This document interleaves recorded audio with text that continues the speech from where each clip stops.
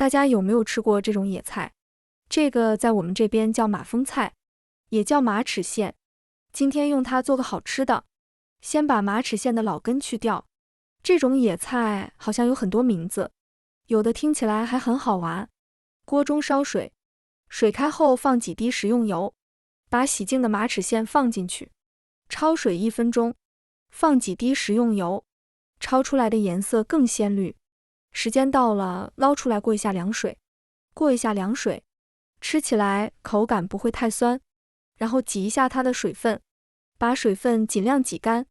接下来切点配料，小米辣切成圈，准备点蒜末，锅里少来点油，油热放入蒜末和小米辣炒香，炒出香味以后关火，加点生抽，1勺白糖，少放点盐，用铲子翻炒均匀，炒好的料汁浇在上面，用筷子搅拌均匀，最后撒一点熟芝麻点缀一下。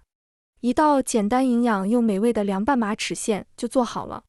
喜欢的朋友可以试一下。